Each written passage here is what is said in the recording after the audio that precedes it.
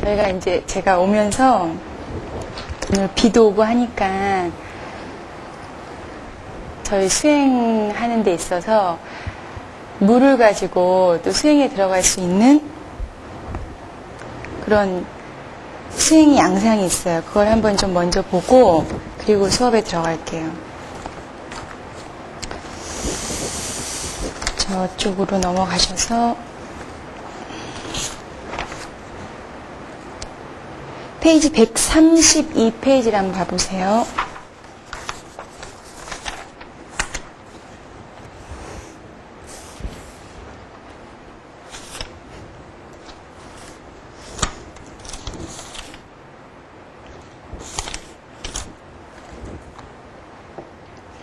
페이지 132페이지 보시면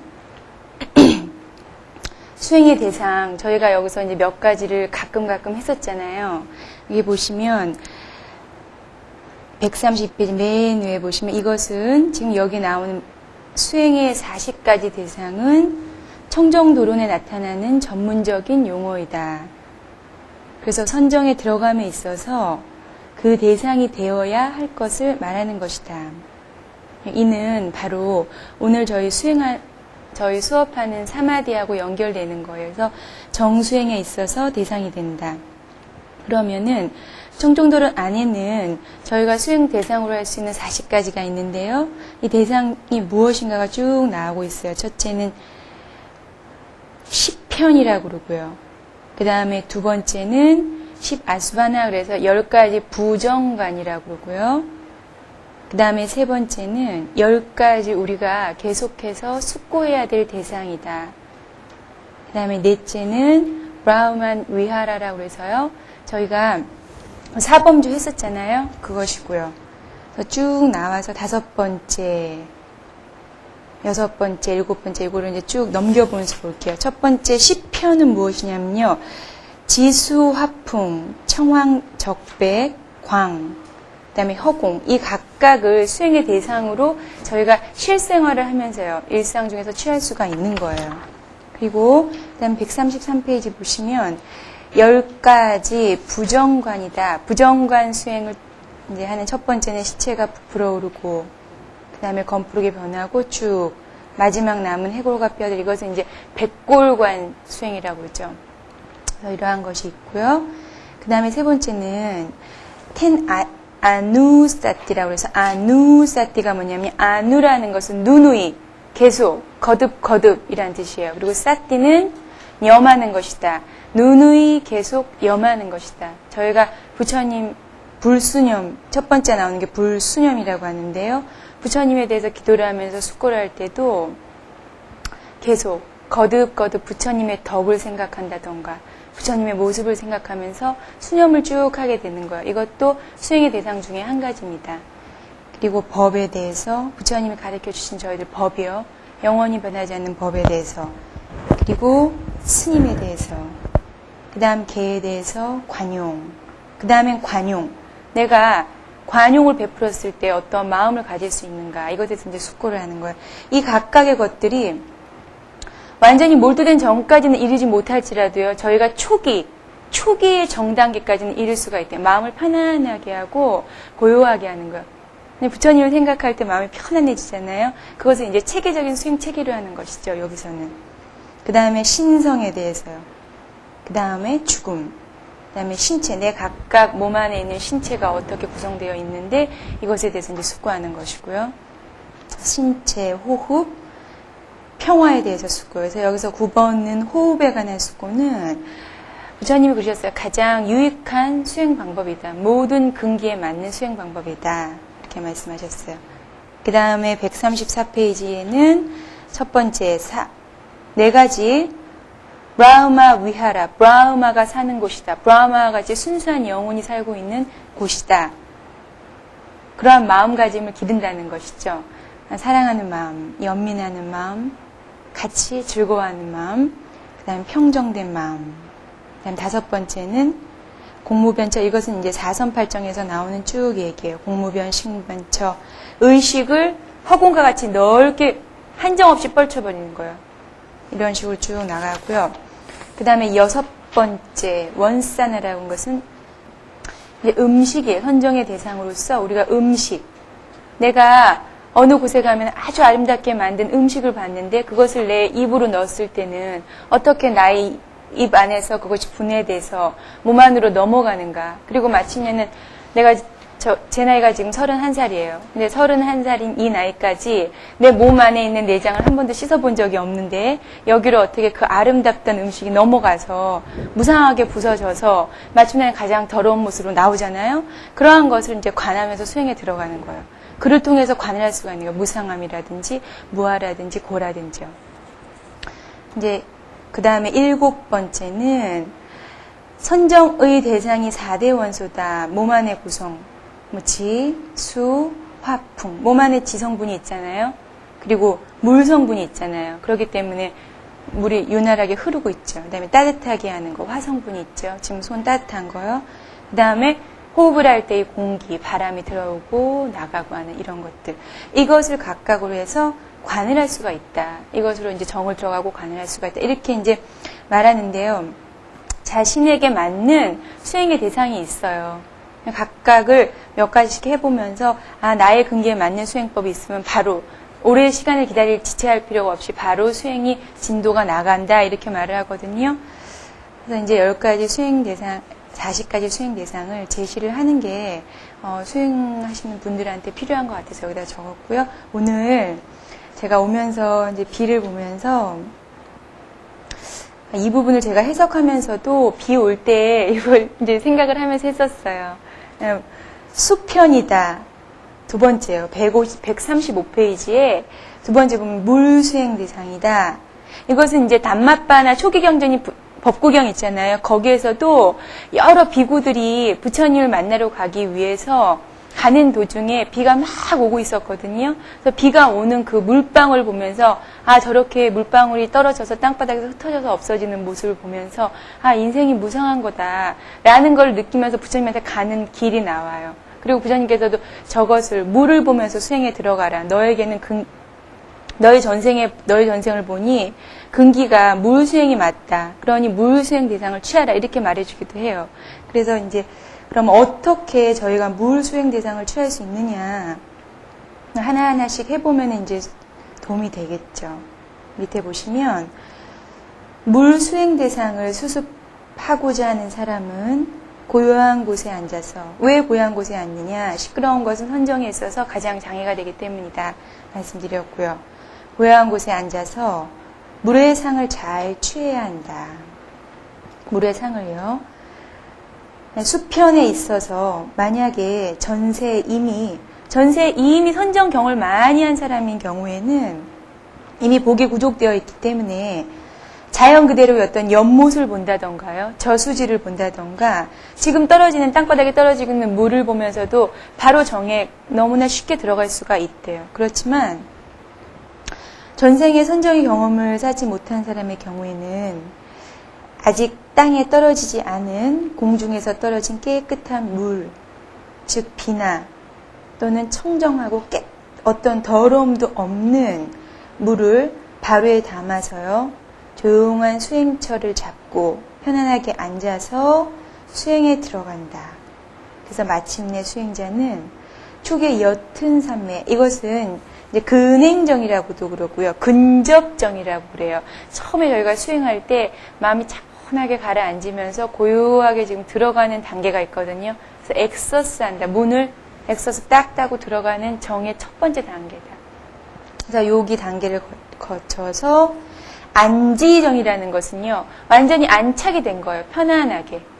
정이 흔들리지가 않고 안정이 돼서 완전히 몰두된 상태에서 안지정, 몰두정 이렇게도 말해요. 그래서 깊은 몰두산매까지 이룰 수 있다. 떨어지는 물을 보면서 그러면 지금 이제 저는 이 강유지를 만들면서 이 페이지가 너무 많아서 이걸 간단하게 줄였어요. 근데 여기 파트를 나갈 때 한번 제가 페이퍼를 다시 나눠드리면서 구체적으로 좀 자세히 할게요. 근데 오늘 비도 와고 해서 이제 말씀을 드렸는데요. 여기 오늘 이제 수업 나갈 그 내용 중에 64페이지를 한번 봐보세요. 그러면 내가 여기서 이제 물을 취해서 수행 대상을 들어가게 되는데, 그럼 내가 구체적으로 어떻게 의식을 가져야 되는가. 뭐 자선을 할 때는 어떤 식으로 앉으라고 말하잖아요. 근데 여기 이제 빨리경에서는 이렇게 나오고 있어요. 64페이지에 이것이 바로 정이죠. 첫 번째 엑서스 들어가는 단계의 정. 가장 처음에 들어간 정을 볼 때요. 이것은 콘센트레이션이다. 사마디다. 그럼 사마디라는 것은 어원적으로 분리해서 64페이지입니다. 사마디를 어원적으로 분리했을 때 어떻게 분리할 수가 있는가? 아다나다, 쌈마다, 쌈맘이다. 그래서요. 나는 의식 또는 의식에 수반되는 모든 것에 집중하는 것이다. 지금 저의 의식이 있잖아요. 그리고 의식에 수반되는, 제가 저 같은 경우도 지금 의식이 있고 의식에 수반되는 지금 강의하는 것들 있잖아요. 이것에 대해서 집중을 하는 것이다. 그럼 집중을 해도 어떻게 집중하냐? 도둑질 할 때도 집중할 수 있잖아요. 그건 이제 나쁜 마음에 집중을 하는 것은 여기에서의 정은 아니라고 그래요. 우리가 선정에서의 정은. 그래서 불선업의 정은 정이 아니다. 선업을 일으킬 수 있는 정이 정이다. 그래서 집중하는 것이고요. 그럼 어떻게 집중을 하느냐? 평정되게 집중을 한다는 것이죠. 어디에도 기울어지지 않고 평형을 찾아서. 그 다음에 올바르게, 그리고 곧바로 라는 의미가 있어요. 이 사마디 안에는요. 그래서 정리를 다시 해본다면은 나의 의식을 균형 있고 바르게 한 대상에 집중하는 것이라고 할 수가 있습니다. 그래서 여기서 이제 그 다음에 나오잖아요. 즉 일소연이라는 것은 쉽게 생각해서 지금 물 수행 대상을 했잖아요. 물에 대해서 떨어지는 물이나 비나 어떤 청정한 물에 대해서 마음을 평등하게 하고 바르게 가지는 것. 그래서 올바르게 두는 것이라고 말할 수가 있어요. 그래서 이러한 상태는 일소연에 대해서 의식과 의식의 부산물들이 평정하게 한 대상에 두어서 산란하지 않고요. 또한 잠란하지 않게 마음이 잘 머무는 것이다. 이렇게 나와요. 그래서 이제 정의 특징을 봤을 때요. non-distraction이다. 그래서요. 산란하지 않는 것이 정의 특징이다. 이제 물을 보면서도 마찬가지고요. 저희가 자선을 통해서도 그렇고 산란하지 않은 상태다. 두 번째는 작용이요. 라사라고 그러는데 이것은 산란함, 내 마음에 있어서 산란하게 움직이는 것을 모두 뿌리채 뽑아버리는 것이다. 산란함의 박멸이다. 그 다음에 정의 현기는요. 정의 나타남은 동요하지 않는 것이다. 그 다음에 머뭇거리거나 흔들리지 않는 것이다. 그 다음에 정의 가장 가까운 이는 해피니스다. 그래서 이제 그런 말 있어요. 우리가 행복해서 꼭 웃는 것은 아니에요. 웃기 때문에 행복이 올 수도 있거든요. 그래서 이제 행복한 마음을 가지면 이러한 상태에서 정에 들어가기가 더 쉽다.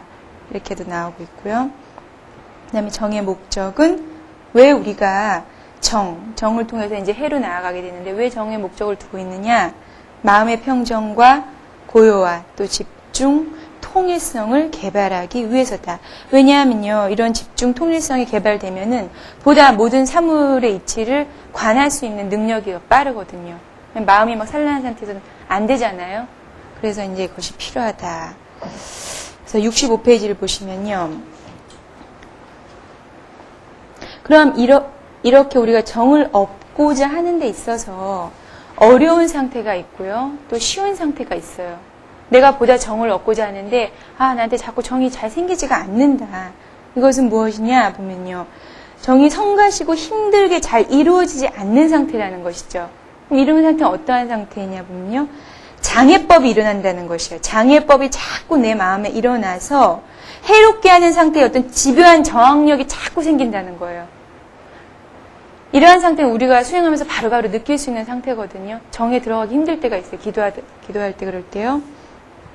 보면 이는 정이 개발된 데서 쉽지 않게 경작됨을 의미한다. 그만큼 정은 그의 발전을 위해서 부단하게 주의를 기울이고 마음을 써야 하는 것을 의미하는 것이다. 내가 부단히 마음을 써야 된다는 것이죠. 그래서 어떤 사람이 적합하지 못한 것에 늘 주의를 담고 있다면 그에게서 정의 진보, 즉 행도는 어려울 것이며 해의 밝음도 느리게 올 것이다. 적합하지 못한 것을 늘 생각하니까요. 그러나 만약에 어떤 사람이 애 등 감각에 압도되어 있지 않는다면은 그의 행동은 쉬울 것이다. 만약 이 같은 것을 늘 실천해 보았다면 더 쉬울 것이다. 이렇게 나오는데, 그러면 여기서 이제 봤을 때 장애법이라는 게 수행에 있어서 굉장히 중요하잖아요. 장애가 자꾸 일어나면은 정의 단계에 들어가기가 너무나 힘이 들어요. 그럼 이 장애법이 무엇인지 이제 보시면은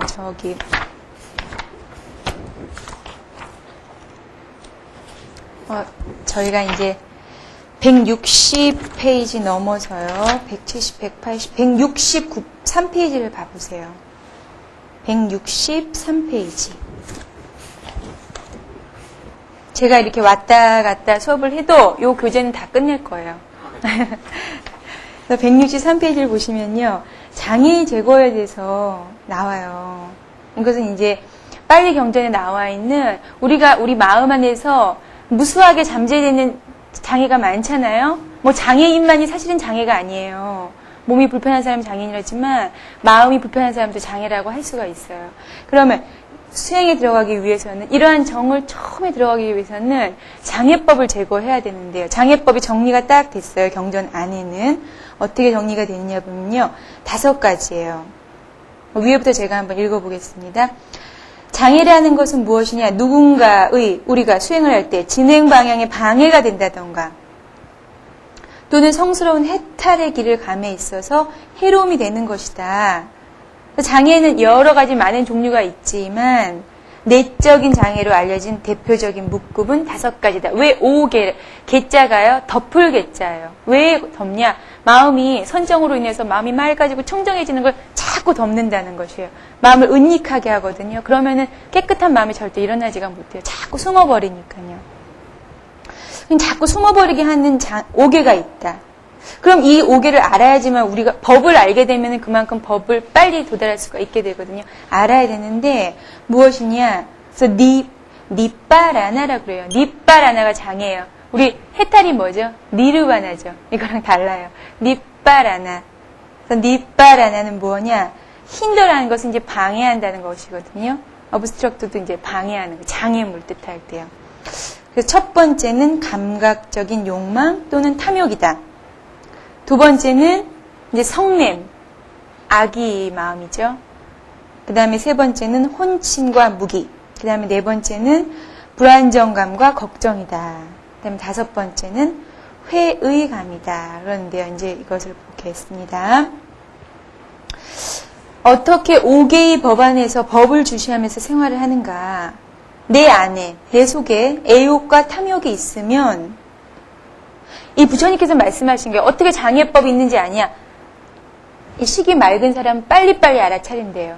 근데 막지 못한 사람은 있는지 없는지도 모르게 된대요. 근데 애욕과 탐욕이 있을 때는 내 안에 애욕과 지금 탐욕이 있다라고 이제 알아차리는 것이죠. 알아차림이 염이었잖아요. 사띠. 아까 아누사띠 할 때요. 염자요.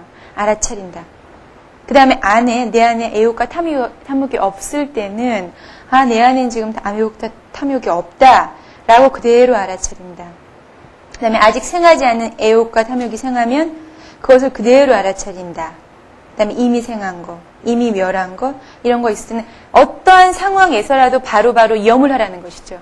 모든 우리 일상생활에 있어서 가장 필요한 요소가 염이라고 그래요. 알아차리는 거. 그 알아차리는 염이라는 것은 우리 일상생활에서 내가 너를 볼 때, 내가 당신을 볼 때 그냥 알아차리는 거 있죠. 저 사람 지금 뭐 하고 있고, 지금 뭘 공부를 하고 있나, 이런 식의 염이 아니에요. 알아차리는 게.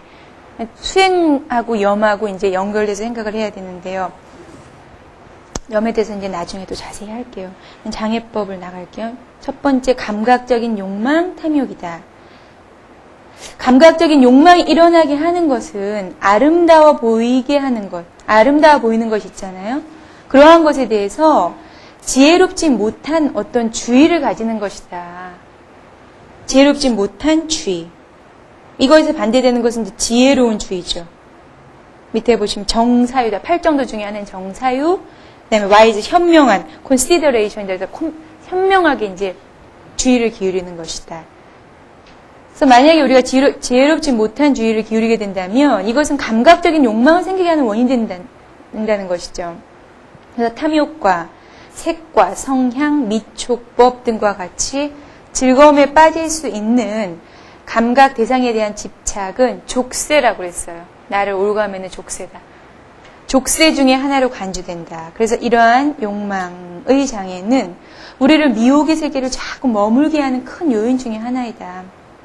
그래서 수행을 우리가 할 때 이러한 욕망이 일어날 때는 곧 즐거움, 욕망 등으로 알아차리고 이러한 알아차림이 있어야지만 그 욕망이 사라지게 된대요.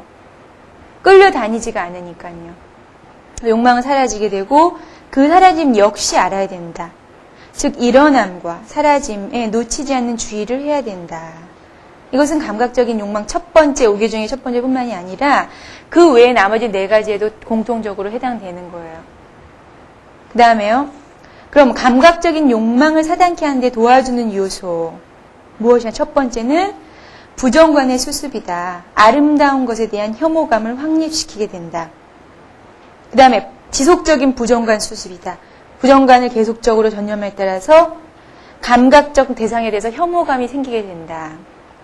묘지 관찰 등이 있지만 이는 저희가 실제적으로 수행을 하고 있지 못하기 때문에 어렵죠. 그렇지만 몸에 대해서 부정관을 할 수가 있어요. 내 지금 보이지 않는 이 몸 안을 속을 봤을 때 얼마나 더럽겠어요. 보이지는 않지만 한 번도 깨끗하게 씻어본 적도 없고 그런데 이런 것을 생각하면서 부정관을 수습하면은 욕망이 사라지게 된다. 그 다음에요. 셋째는 감관의 제어다. 어떻게 감관을 제어하는가? 경에 이렇게 나오고 있어요. 비구는 눈으로 어떤 형상을 보매 전체상을 취하지 않으며 세세한 부분상도 취하지 않으며 만약 비구의 안근이 제어되어 있지 않는다면 안근이 제어되어 있지 않는 감각 중에 안근이 제어되어 있지 않는다면 삿된 것이 자꾸 들어온다는 것이죠.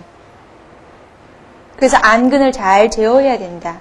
안근 말고도 귀근, 눈, 귀어 듣는 거, 코, 냄새 맡는 거 다 마찬가지요. 그 다음에 그 다음 장을 보시면 감각적인 이 탐욕이 일어나지 않는 것 중에서 식사의 절대도 필요하대요. 그래서 음식을 적당하게 먹는 것도 나의 욕망을 절제시키는 어떤 하나의 방법이다. 이렇게 나오고요. 그 다음에 5번째는 이익이 되는 대화를 자꾸 해야 된다는 것이에요. 그래서 법궁행에도 나오잖아요. 좋은 것을 가까이 하고 나쁜 것을 멀리 하라고 그러는데 전 처음엔 그게 참 이해가 안 됐는데 요새는 알겠어요. 왜 그런지. 왜냐하면 이익이 되는 대화를 자꾸 하면요. 수행에 이익이 되는 대화를 자꾸 하게 되면은 그만큼 수행을 하는데 빨리 들어가기가 쉬워요. 그렇지만 그것에 반대되는 얘기를 자꾸 하게 되면은 자꾸 이제 세속의 어떤 그런 얘기를 자꾸 들어가게 되니까 점점 멀어지게 되잖아요. 그래서 이것도 필요하다. 뭐 예를 들면은 소욕지족, 작은 거 만족하면서 수행에 들어가는 거라든지 아니면 정진할 수 있는 의욕을 불러일으키는 것이라든지요. 이런 말들이 쭉 나요. 그러면 우리가 일상생활에서 적당한 말이다. 수행에 적당한 말은 어떤 것이냐? 81페이지 보시면요. 이것은 이제 경전이 이렇게 나와요. 첫째는 욕심이 적은 거에 대해서 말하는 것이다. 죄송합니다. 주 81번이에요. 욕심이 적음이다. 두 번째는 쉽게 만족하는 얘기요. 그 다음에 세 번째는 조용함. 네 번째는 불회합이라는 것은 여러 사람들과 너무 분잡하게 어울리는 거예요. 이거 정에 들어가기 힘들죠. 섞이지 아니함. 그 다음에 끊임없이 노력하는 거. 개정해야 대한 말 또는 해탈에 대한 말, 자유스러움에 대한 말, 성스러운 도화과 사과가 있잖아요. 그것에 대한 말. 이런 말들이 필요한 말이다. 이제 이렇게 쭉 나와요. 그래서 이제 감각적인 욕망에 대해서 잘 알아차려라 이렇게 나오고요. 그 다음에 두 번째 166페이지 두 번째를 보시면 성냄과 악이다. 성냄과 악이는요. 이것이 있어요. 이것이 성냄이 많은 사람한테는 어떠한 수행이 잘 맞는다 또 이런 것도 있어요. 경에 보면은. 근데 성냄이라는 것은 화가 나는 것이에요. 근데 이와 마찬가지로 내가 지금 화를 내고 있다. 화가 지금 사라지고 있다라는 것은 명확히 알아차리는 것이죠. 명확히 알아차리면 내가 화가 났더라도 금방 사라지게 돼요. 겉으로 표현되기 전에요. 마음 안에서 그냥 사라져버리거든요.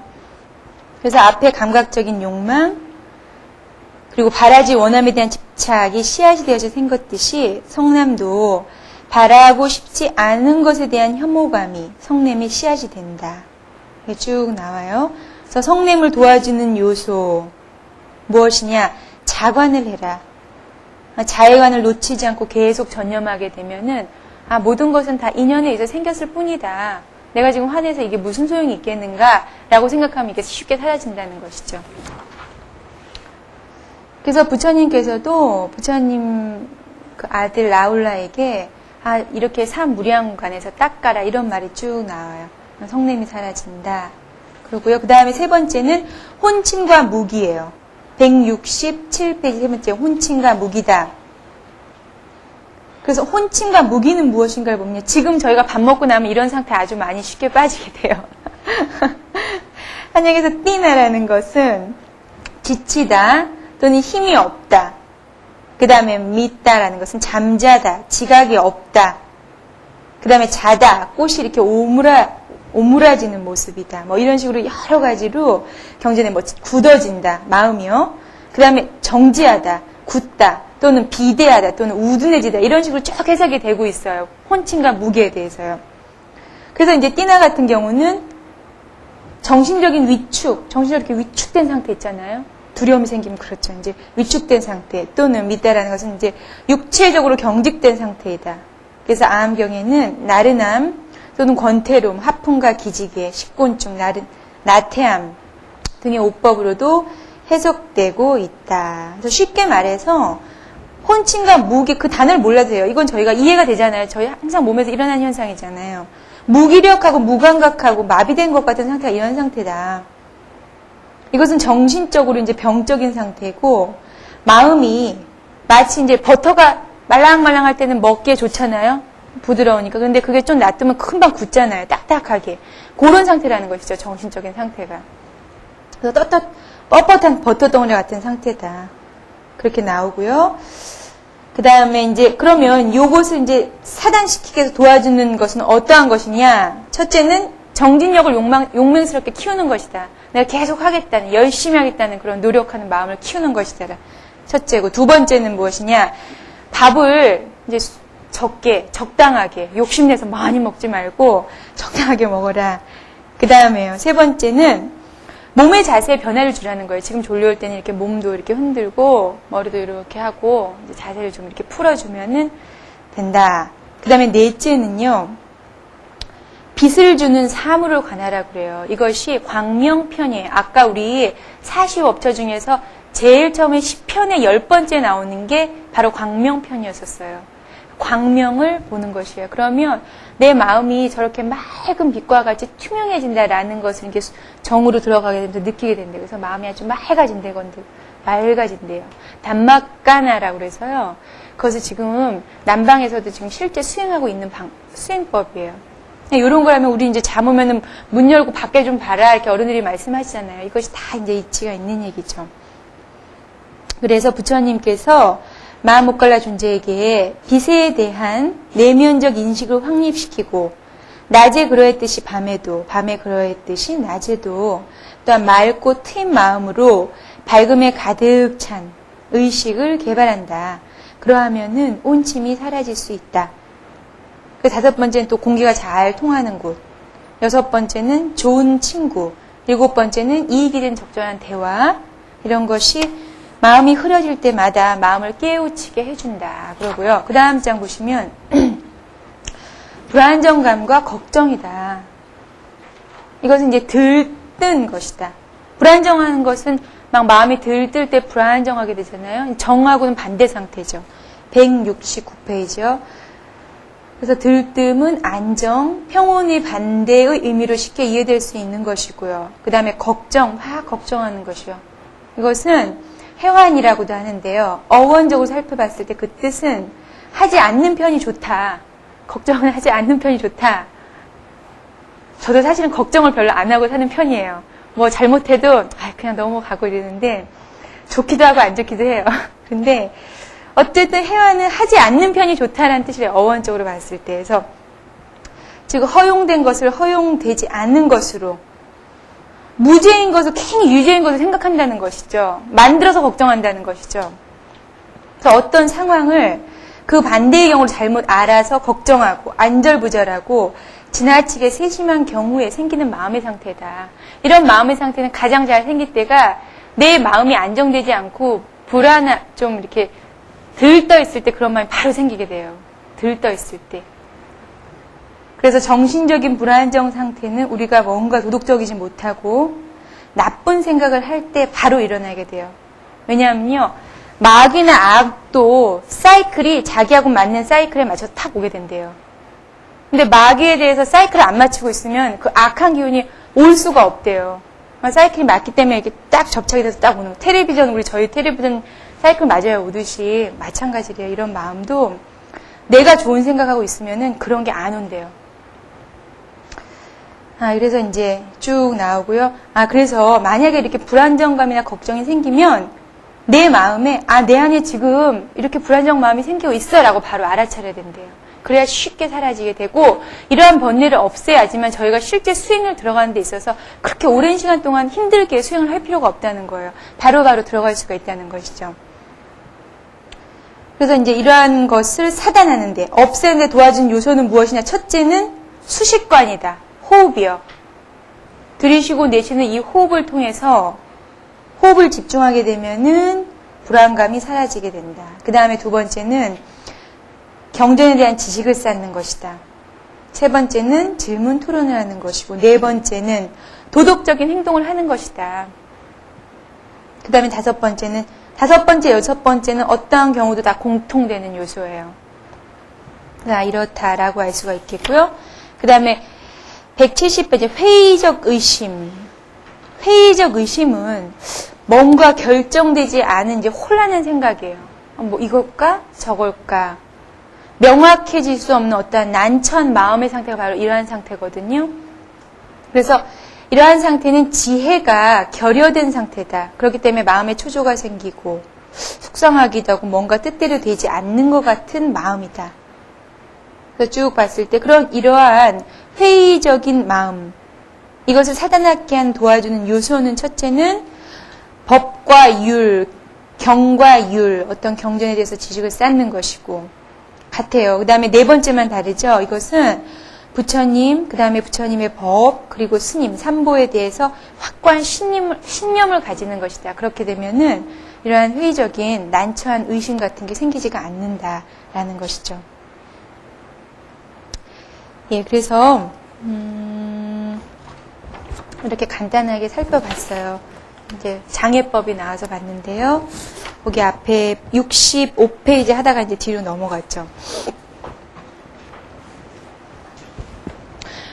저희가 수업을 몇 시에 시작했죠? 2시 조금 넘어 시작했죠.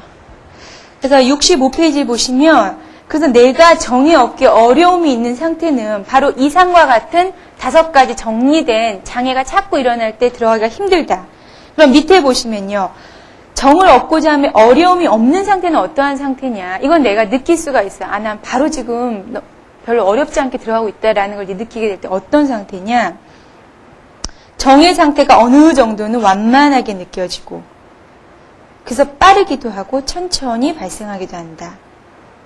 그래서 이렇게 안정된 상태는 위파사나요. 사물을 이렇게 통찰하는 능력도 빨리 일어나요.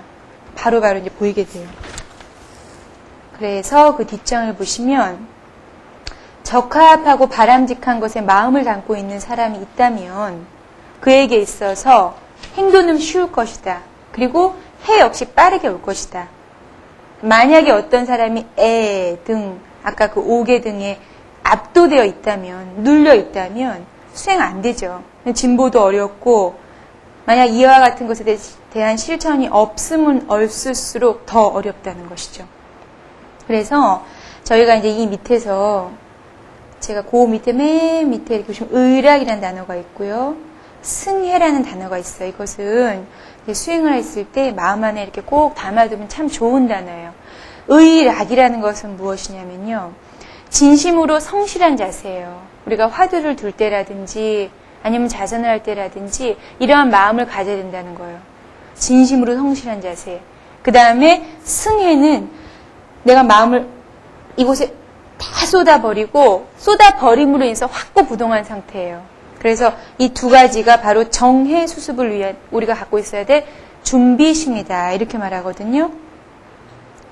정수습의 목적에 마음을 기울이고 정예로의 온 가슴이 녹아버리면 이는 정을 존중하게 되는 것이고 정 자체도 마음이 열리게 된다. 이것만이 아니에요. 지금 오계에 대해서도 내가 진심으로 성실하게 그것을 사단해버려야 된다라고 생각을 하게 되면은 그것이 열린다는 것이에요. 그리고 확고부동하게 오계가 떨어져 버린다는 것이죠. 이러한 자세가 수행할 때 이제 필요하다. 그리고 열반에도 마찬가지고요. 열반에로의 어떤 승에는 열반을 존중하게 되고 열반으로 마음이 열리게 된다. 이러한 것이 필요하다. 이렇게 나오고 있습니다. 그래서 이것을 봤는데 이제 다시 57페이지로 보시면요.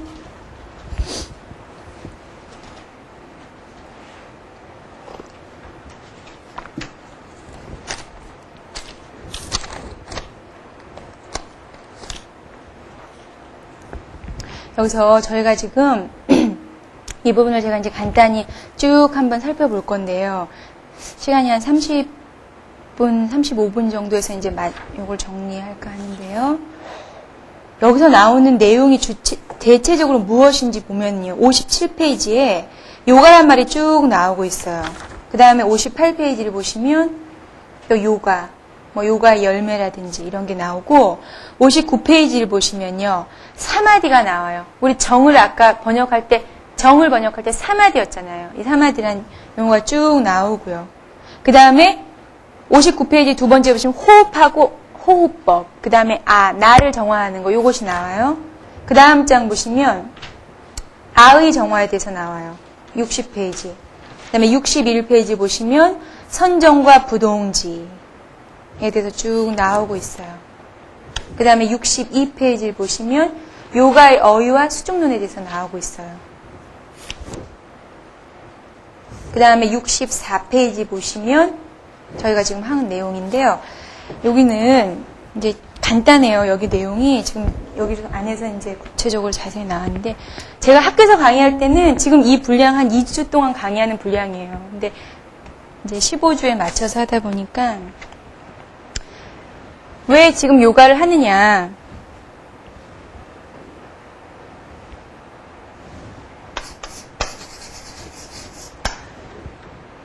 불교하고 요가하고는 어떠한 상관이 있는가에 대해서 보면요. 부처님 살아계셨을 당시에는 그 당시에 인도 땅에서 요가가 이미 민중들이 다 알고 있었던 수행 방법이에요. 요가요. 민중들이 그다지 수행을 그렇게 열심히 했을까 그건 모르겠지만 어쨌든 저번에 말씀드렸듯이 인도인들이 갖고 있는 인생에 있어서 4가지 가치 중에 마지막 하나가 해탈이었잖아요. 자유를 이루고자 하는 그런 마음들이 있었기 때문에 이것을 아마 하시는 분들 많이 성자들도 그렇고 요기들도 그렇고 많이 하셨을 거예요. 근데 그러면 이제 부처님 살아계셨을 때 이 요가의 수행법이 이미 널리 퍼져 있었기 때문에 이것에 대한 형식은 그대로 계승하게 돼요. 요가에서 있었던 어떤 형식 있잖아요. 다리는 어떻게 하고 요가에 대한 지식을 보면 쭉 나오는 게 우리 처음에 좌선에 들어갈 때 그런 거랑 비슷해요. 그리고 그렇지만 요기들의 수행 목적이 있잖아요. 범아 일이요. 그것에 도달하고자 하는 그런 목적은 요가의 목적은 계승하지 않으세요. 그럼 불교는 요가 행법을 수단으로 해서 열반에 이르고자 하는 것인데 어떻게 부처님의 방법은 또 다른가를 보면요. 근데 종래의 요가 수행법 있죠. 요가 수행법하고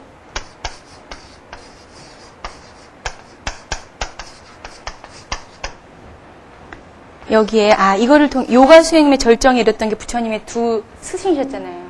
근데 이것은 다만 이 선정에 들었을 상태에서만 마음이 고요해지고 곧바로 일어나서 다른 데를 갈 때는 또 마음이 흐트러진다. 이것은 진정한 어떤 정의 상태가 아니다. 이렇게 말하는데요. 여기에 지혜가 있는 선정. 지혜가 있는 선정이 필요하다. 그래서 이제 요가 수행의 요것은 이제 지죠. 저희 지관 수습할 때 지. 그리고 지혜가 있는 선정은 관이에요.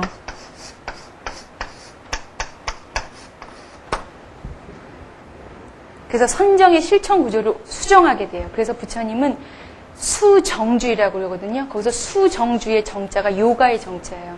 고쳤다는데 무엇을 고쳤냐면요. 이 요가 수행의 지를 여기에 분명히 수행을 할 때는 지혜가 있어야 된다. 그래서 지혜가 있는 선정의 관이 있어야 된다. 그래서 인도 선정 사상사 쪽을 봤을 때 가장 마지막 완성을 이루게 된 거예요. 지관 수행은요. 이제 저희가 이제 지관 수행할 때 또 자세하게 할 거예요. 그러면 요가에서는 지의 수행을 굉장히 중요시했거든요. 이것을 통해서 어떤 나름대로 어떤 자유의 마음을 얻고자 했어요. 자유의 마음을 얻고자 했었고, 그래서 이제 지혜 발다사가 지금 오늘 쭉 나오는 내용이에요. 아, 요가에서 지혜 발다사는 처음에 어땠고, 어떻게 쭉 정을 찾기 위한 것이 어떤 것인가. 그런데,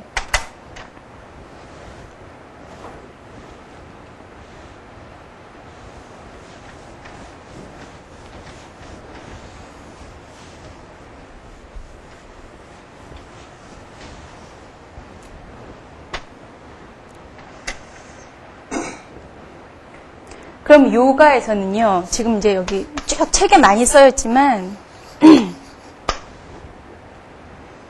요가에서 사마디에 이르는 것을 삼매요. 삼매에 이루고자 해요. 삼매에 이루고자 하는데, 이제 요가에서는 어떻게 돼야 되는가, 어떠한 목적으로 가야 되는가, 수행을 통해서 어떤 상태에 이루어야 되는가에 대해서요, 개인적인 영혼 있잖아요.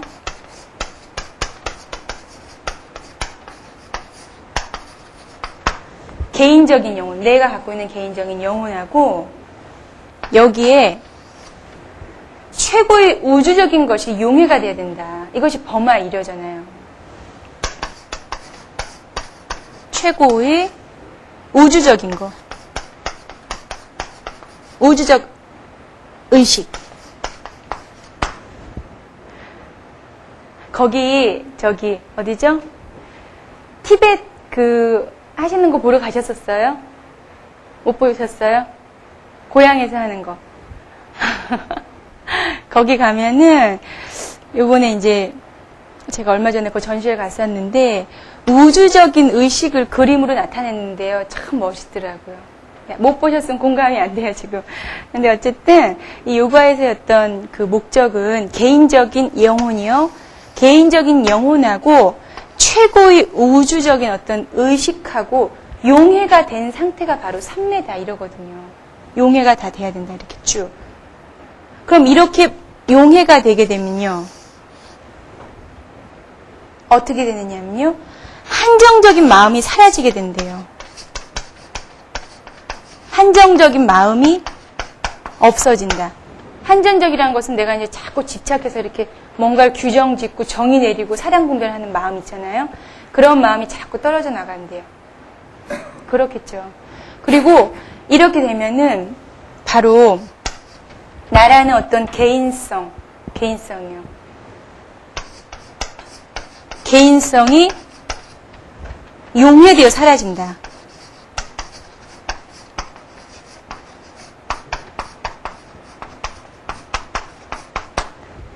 나라고 자꾸 생각하는 이것이 용해돼서 이제 사라진다는 것이죠. 그럼 어떻게 봤을 때 개인성의 상실이라고도 할 수가 있거든요. 그런데 개인성의 상실은 곧바로 개인성의 확대라고도 할 수가 있어요.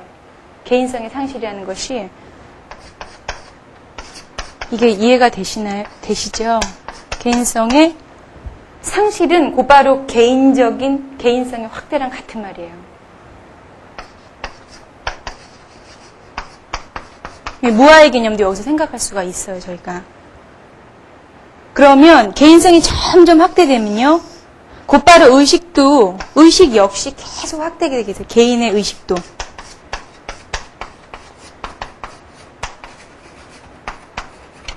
개인의식도 계속 확대가 되거든요.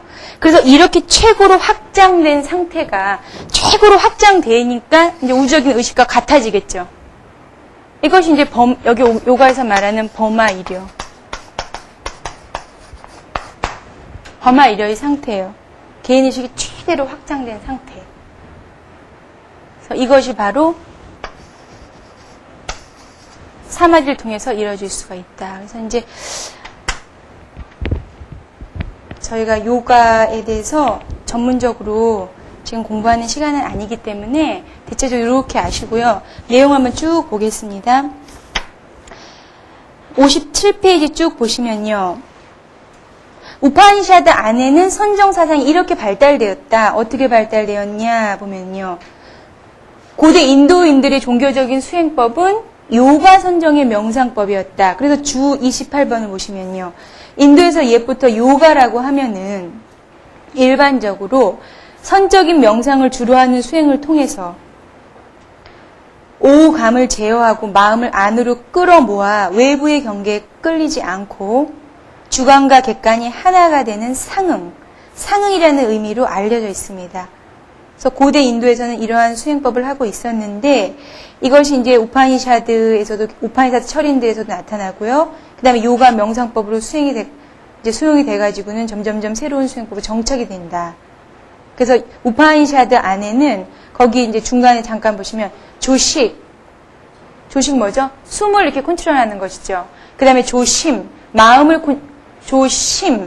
조신. 그래서 이제 내 몸을 이렇게 컨트롤하는 것이요. 그 다음에 조심, 그래서 내 마음을 컨트롤하는 것이요. 그래서 이것이 성가에서 어떤 자선의 모습과 비슷하다. 그래서 요가 이상은 인간적인 어떤 모습을 떠나버리는 것이 요기들의 이상이었었어요. 인간적인 어떤 모습을 떠나버리는 것. 이것이 이제 쭉 요가 우파니샤드 각각 책에 요가는 몸이다 이렇게도 나오고요. 또 요가는 감각의 통제다. 쭉 나오고 요가는 마음의 작용을 없애는 것이다. 이런 식으로 이제 내용이 쭉 나오게 됩니다. 58페이지 보시면 스베따라 우파니샤드에 나오는 선정사상의 배아를 봤을 때요. 성자들이 의식을 깊이 집중하는 명상의 요가를 계속한 끝에 그 자신의 본성대에 숨은 신성한 아뜸 안의 힘을 보았도다. 그것은 모든 것을 잊게 했다. 내 안에 숨은 신성한 아뜸 안의 힘. 그것을 저번에 호흡으로도 봤죠. 호흡을 통해서 아뜸 안을 느꼈잖아요. 그 다음에 이제 실제로 요가를 수행하게 되면 다음과 같은 열매들이 있다. 첫째는 몸이 아주 가벼워지는 거요. 그 다음에 두 번째는 건강해지는 거. 그 다음에 차분해져요. 마음이 차분해지고, 그 다음에 혈색이 투명해져요. 그리고 목소리도 듣기 좋아지고, 몸에서 좋은 향내가 나고, 배설물이 감소된다. 이것이 이제, 그런데 이와 같은 것에 집착하지 말라고 그래요, 요기들도. 이것은 자연적으로 따라오는 현상일 뿐이고, 이것을 실질적으로 저희가 이런 게 있으면 사실은 더 좋긴 좋지만 이것을 어떤 목적으로, 철학적인 목적으로 들은 건 아니거든요. 그래서 그 다음에 이제 59페이지를 보시면요. 이제 구체적으로요. 저희가 쭉 봤는데 사마디가 언급이 돼요. 우파니샤드 안에서요. 그 사마디라는 것은 개인의 아와 최고의 주객이 하나로 융합된 상태다. 동일한 어떤 위다. 그래서 최고 환희의 상이다. 본래 청정한 심적 상태가 되는 것이 바로 사마디 정의 단계다. 이렇게 나오고요. 그 다음에 보시면요. 자아의 락만을 안으로 가지고 기쁨이나 어떤 슬픔, 그런 것에 양자에 의한 세력을 느끼는 일이 없다. 이러한 사람은 삼매에 주한다고 한다. 그 다음 삼매에서 또 어떻게 나왔는지를 보면요. 들음과 생각함의 두 가지에 의해 의심하는 생각이 없는 것으로 확립된 사상이 있는 사람. 그러한 심일경성이라고 그러죠. 정을 심일경성이다 그러는데요. 그러한 상태를 바로 삼마디라고 그런다. 그래서 이제 삼마디는 순수 의식의 세계다. 삼마디는 순수 의식의 세계고 우주 의식의 세계다. 그래서 지혜가 나타나게 되고 영이 밝아지게 되고 그 다음에 외모가 바뀐다. 이것이 이제 어떤 결과물이다. 이렇게 얘기 나오고요. 그 다음에 보시면 호흡과 아의 정화에 대해서 나와요. 호흡은 우주와 나를 연결시켜 줄 수 있는 최고의 방법이라고 요기들이 말해요. 호흡을 통해서 우주와 나를 연결시켜 줄 수 있고, 그 다음에 정신과 육체를 연결시켜 줄 수가 있다.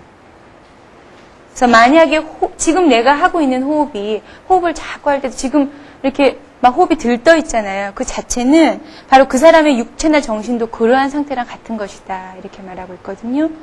그럼 처음에 이 호흡에 대해서 나온 얘기, 아라냐카는 아주 고대책인데요. 여기 보면은 당신과 당신의 아트만이 의거하는 것은 무엇인가? 입식에 의거한다. 그럼 입식에 의거하는 것은 무엇인가? 출식에 의거한다. 그럼 출식에 의거하는 것은 무엇이냐? 산식에 의거한다. 여기 나오고 있고요. 그 다음에 보시면 60페이지 보시면요. 이제 60페이지 위에 거기 찬도가의 우파니샤드 말고 거기는 이제 우리 제사 지내는 내용이 나왔어요. 뭐 호흡을 통해서 제사를 이와 같이 지내는 것이다. 그 다음에 스베타라 우파니샤드에는 숨을 절제하고 이것은 지식한다는 것이에요. 숨을 이렇게 멈춰서 참는 것이요. 그래서 숨을 절제하고 모든 감각의 내달림을 통제하라. 그래서 숨은 더 이상 절제할 수 없을 때 이제 아주 조금씩 코로 숨을 내쉬어라. 그래서 현명한 자라면 걸쇠말이 끄는 마차의 마부처럼 신중하게 마음을 몰아야 할 것이다. 그래서 내 정신의 지배는 호흡에 의해서 가능하다. 이렇게 나와요. 그 다음에 보시면 아의 정화에 대해서 나와요. 찬도가야, 문다가 뭐 여러 곳에서 나오는데요. 자기 본성이자 원리인 아뜨만 안에 그의 모든 감각기관을 침전시켜서 통제하는 것.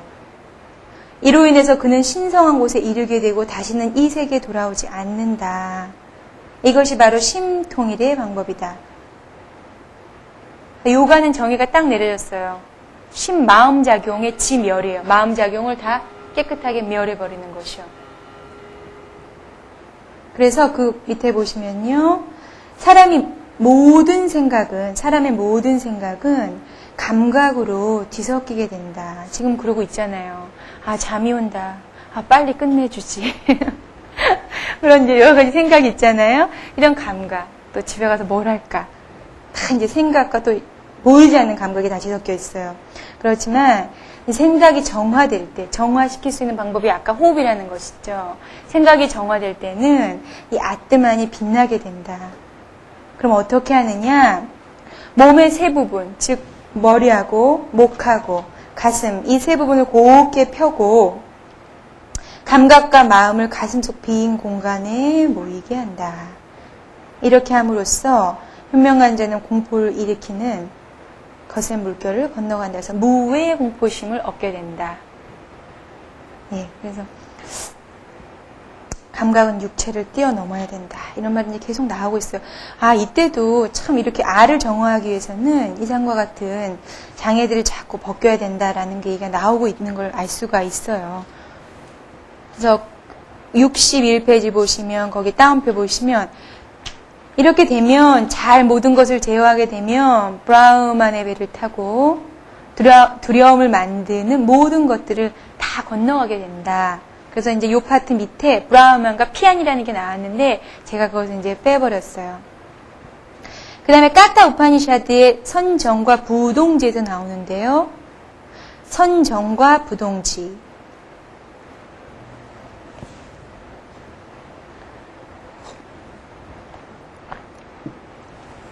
선정에 의해서 움직이지 않는 지혜를 얻을 수 있다. 그래서 우리가 이렇게 움직이지 않는 어떤 지혜의 상태에 이르렀을 때가 가장 최고의 상태이다. 이렇게 얘기하고요. 요가라는 것은 무엇이냐? 심의 작용, 마음의 작용이 멸하는 것이다. 그래서 마음을 제어하는 것은 적정과 고요한 평화, 그리고 맑고 흔들림 없는 지혜의 열매를 맺게 된다. 그래서 내가 삼매에 들었을 때 다음 세 가지의 독특한 성질이 관찰되는데, 첫째는 확고한 수수하게 안정돼 있어요. 그리고 어떠한 상태에 동요되지가 않아요. 그 다음에 두 번째는 내가 접하는, 우리는 수없이 많은 사물을 항상 접하는데 그 사물을 볼 때 동요되지가 않는다는 것이죠. 마음이 더럽혀지지가 않죠. 그 다음에 세 번째는 능동성이에요. 내가 무언가를 할 때 공부를 하던 아니면 어딜 움직이든 간에 내가 곧바로 팍 하고 바로 기동적으로 움직일 수 있는 기동성을 가진다는 거예요. 삼매를 하게 되면. 이러한 적절한 상태가 유지가 된다. 이렇게 나오고 있고요. 그 다음에 이제 62페이지를 보시면요. 그래서 요가는 이제 점점점 요가 사상이 발달함에 따라요. 이 요가를 이제 정의하려는 어떤 수행자들이 나오게 돼요. 철학자들이 요가를 정의를 하게 돼요. 그래서 정의를 내린 것이 요가의 어휘는 무엇인가? 첫째는 결합이다. 그 다음에 상응이다. 그 다음에 기식과 오근과 마음을 하나로 하여서 일체의 상념을 다 버리는 것이다. 이것이 바로 요가다. 이렇게 나오고요. 요가의 수중론을 보면은 혀끝을 위턱에 대고 소리와 호흡과 마음을 제어하게 되면 범신을 보게 된다. 그래서 심상을 정지한 후에 실화의 어떤 물건보다도 적으면서 동시에 최고 아로서 빛남을 보고 무아의 심지에 이르게 되면 최종의 해탈을 얻게 된다. 여기서 이제 무아의 심지라는 것은요, 주관과 객관의 구별이 없는 어떤 순수 의식의 상태다. 순수 의식의 심지다. 쭉 보시면 이제 저희가 요가를 마치 어떤 신비사상으로 보기도 해요. 그런데 왜 그러냐? 아래 다음 밑에 이제 쭉 나와 있는 초자연적인 어떤 능력 때문에 그렇게 보게 되거든요. 요가를 하면 다음과 같은 여러 가지 초능력이 나오고 있어요. 예를 들어서 뭐 건강해지고 젊어진다던가, 아니면 집중력이 더 강화된다라든가, 보통 사람에게서 느낄 수 없던 초능력이 생긴다던가요. 그래서 이 불가사의한 지각의 첫 번째는 생각을 코끝에 응주했을 때 천향을 맞게 된다. 두 번째는 생각을 혀끝에 응주했을 때 천미를 맞게 된다. 그 다음에 생각을 상악에 응주했을 때는 천색을 지각하게 된다. 그 다음에 생각을 혀의 뿌리에 응주했을 때는 천음을 듣게 된다. 이렇게 요가 실천에는 이와 같은 것이 있어요. 이것은 저희 이제 불교의 오신통하고도 같아요. 그래서 천안통, 천이통, 숙명통, 타심통, 신족통, 그 다음에 여섯 번째에서 누진통, 번뇌가 다 없어진 통이다. 그래서 누진통까지 해서 불교 이제 육신통이라고 그러는데요. 이것에 대한 각각의 설명은 경전에서 많이 나오고 있어요. 뭐 선정에 든 마음이 청정하고 확고부동해지게 되면은 보통 사람의 어떤 시력을 능가하는 어떠한 다음과 같은 천안이 생기고, 천이가 생기고, 숙명이 생기고, 타심이 생기고, 신족이 생긴다 등등으로 이렇게 설명이 쭉 나와요.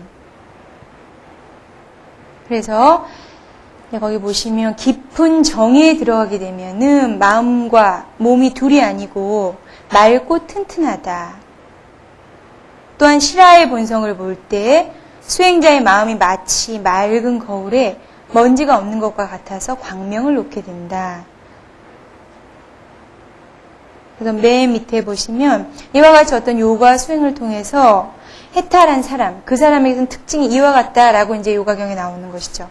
결정이 없다, 한정이 없다라는 것이죠. 의식 자체가 한정이 없다, 넓게 뻗어 있다. 의식이 넓게 퍼져 있으면 자꾸 뭐 따지지 않고 그러기 때문에 자유로워질 수밖에 없어요. 그래서 한정이 없다, 개념이 없다. 그 다음에 자만심이 없어진다. 그리고 마음을 모두 움직임 없이 만듦으로써 게으름이나 흩어짐이 없이 사람이 분별이 없는데 이르면 그때 그것이 바로 최상의 상태다. 이렇게 나와요. 그래서 이제 64페이지에 석존 출세할 무렵, 부처님 출세할 무렵에 아까 제가 말씀드린 거예요. 그러한 것이 있었는데 그것에 이제 지혜가 있는 선정을 더해서 부처님의 독특한 선정 수행법이 완성이 된다. 이렇게 해서 이제 지관 수행이다. 이렇게 얘기가 나오고요.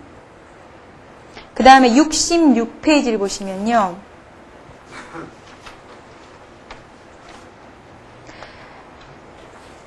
그 앞에는 이제 했고, 66페이지 보시면, 이제 요가 경에 대해서 쭉 나오는 게, 저희야 이제 불교에서 비슷한 점이 나오죠. 요가의 최승자는 분노하고 욕망 등은 정을, 삼매를 이루는데 적이다. 이 적을 정복한 후에야만 최승자를 볼 수가 있다. 그래서 일체의 상대를 멀리 떠나고, 좋고, 싫고 하는 경계에 전도되지 않으면, 바로 이 사람이 자유를 얻은 사람이다. 그래서 평등의 안, 눈을 가는데도 이제 평등하게 보라는 것이죠. 그래서 널리 일체 중생을 사랑하고 정신을 통일하는 자는 바로 해탈인이다. 그래서 인도인들은 옛날부터 해탈, 자유를 찾아서 이렇게 헤매셨는데 이러한 신체적인 직접 체험이 바로 요가였다. 그래서 오늘 요가를 정리를 했어요. 네, 끝내긴 끝내는데 67페이지 잠깐 보고 끝낼게요. 그래서 요가가요, 이제 수행의 단계적인 분류가 점점점 이제 넓게 여기도 요가 이렇게 있는데 요것을 쭉 여러 가지 방식을 쭉 정리를 해요. 그래서 수행의 순서는 어떻게 해라 라고 정리가 되는데요. 그 정리된 첫 번째가 육지의 요가예요. 어떠냐? 첫째는 이거 요가할 때 처음에는 호흡을 억제하고 지식이요. 수식을 해도 지식을 해서. 두 번째는 모든 감각을 의식적으로 억제해라. 철수해라. 세 번째는 정에 들어간다. 그 다음에 집중에 빠진다. 그 다음에 고찰한다. 그 다음에 삼매인다. 그래서 이렇게 요가의 체계가 가장 처음에 육지로 정리가 돼요. 그래서 맨 마지막 보시면 이상으로 우파니샤드의 요가 사상은 인도 선정 발달사에 있어서 매우 중요한 역할을 담당하였으며 요가를 전문적으로 수행하고 연구하는 사람들이 나타나 후에 인도의 중요한 철학서 중 하나인 요가수트라의 저자는 빠딴잘리예요. 이것이 이제 편찬되게 되면서 그 후에 이제 지금까지도 요가 수행하시는 분들이 빠딴잘라 이 책을 참 중요시 생각하는데 그것이 이제 그때 즈음에 완성이 돼요. 그래서 오늘하고 이제 그 다음 68페이지 이제 8줄째 보면은 요가에 대해서 조금 더 자세하게 쭉 하면서 저희 이제 초기 경전에는 어떻게 사마디에 대해서 이제 분류하고 들어가는가 이거에 대해서 쭉 하면서 그 다음에 78페이지 넘어가면 이제 바로 직관수행에 이제 4선 8정이 들어가게 돼요. 9주째부터. 그래서 오늘 수업은 비도 오니까 이거로 마치겠습니다. 그래서 일주일 동안 잘 생활하시고요. 감기 조심하시고 그러세요. 감사합니다.